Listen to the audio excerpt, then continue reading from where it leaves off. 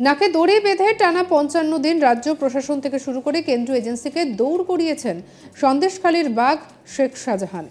বুধবার তাকে শেষমেশ ধরেই ফেলে রাজ্য পুলিশ। কিন্তু তাকে ধরেছে ঠিকই, কিন্তু তার হাবভাব দেখলে মনে হবে যেন কোনো অপরাধী নন, যেন একেবারে রাজা। কেন বললাম ভাবছেন নিশ্চয়ই, কারণ গ্রেপ্তারের পর তার যে ভিডিও প্রকাশ্যে এসেছে তা দেখলে পরে একেবারে যেন চোখ কপালে উঠছে। পরনে সাদা জামা, সাদা প্যান্ট, সাদা কোট, সঙ্গে সাদা বুট। এই পরে তিনি পুলিশের সামনে একেবারে রাজার মতো মেজাজে হেঁটে যাচ্ছেন, তাও আবার আঙুল উঁচিয়ে। দেখে মনে হচ্ছে না যে তিনি কিছু করেছেন বলে। তার চলন বলন হাবভাব একেবারে অন্য কথা বলছে। তাকে এক পুলিশকর্মীর হাত ধরেই তিনি তার হাত সরিয়ে নিলেন, আবার তার গায়ে পুলিশের হাত দেওয়ার পর্যন্ত সাহস নেই। ভিডিওটা দেখুন।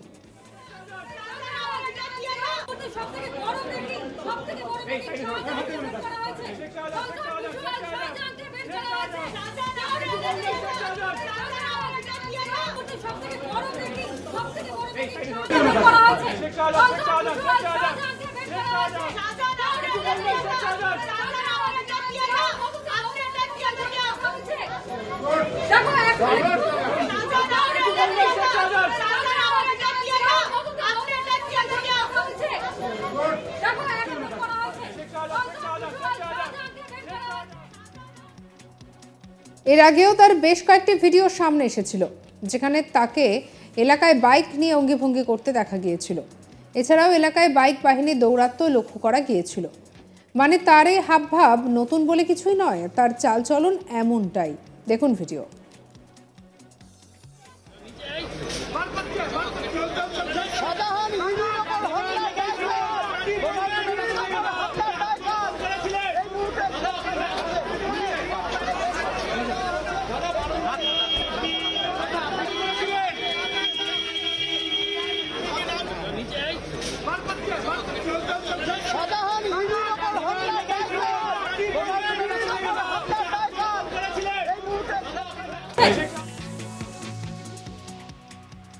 এই ঘটনার পরে কড়া নিরাপত্তায় মুড়ে ফেলা হয়েছে সন্দেশখালীকে।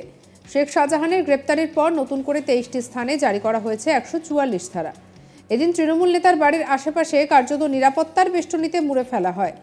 সূত্রের খবর বলছে, সন্দেশখালী গ্রাম পঞ্চায়েতের অধীনস্থ 5টি স্থানে, দুর্গা মন্দিরের 3টি স্থানে, খুলনার 3টি স্থানে, বেরমজুরের 3টি এবং ঝেলিয়াখালী এবং বেরমজুর 1 এবং 3-এর স্থানে লাগু 144 ধারা।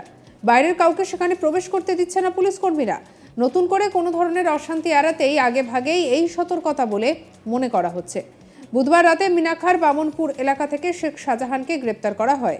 এই বিষয়ে বৃহস্পতিবার সকালে এক সাংবাদিক সম্মেলনে জানান এডিজি দক্ষিণবঙ্গ সুপ্রতিম সরকার। বলছেন যে সাংবাদিকদের তিনি জানিয়েছেন যে কার বাড়িতে ছিলেন, কিভাবে গ্রেপ্তার এখনই প্রকাশ করা যাবে না, এটি তদন্তের বিচার্য বিষয়। বৃহস্পতিবার সকালেই 10:30 নাগাদ শেখ শাহজাহানকে বসিরহাট আদালতে নিয়ে যাওয়া হয়। শাহজাহানকে নিয়ে আসার সময় সমগ্র আদালত চত্বরে কড়া বেষ্টনীতে মুড়ে ফেলা হয়। সাদা পোশাক, স্নিকার্স পরে আদালতে ঢুকতে দেখা যায় শেখ শাহজাহানকে।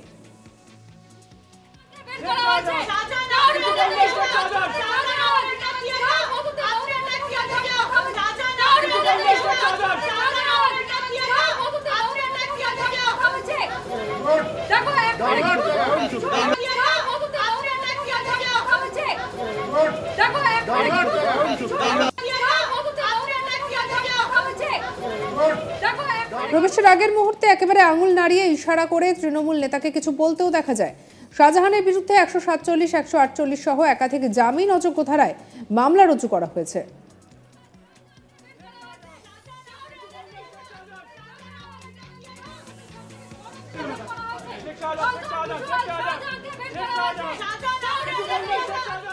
সঙ্গে রাখুন আজ তাক বাংলার ইউটিউব চ্যানেলকে। অন্যান্য খবরের জন্য লাইক করুন, শেয়ার করুন, সাবস্ক্রাইব করুন। আমরা এখন রয়েছি হোয়াটসঅ্যাপে, তাই ফলো করে নিন।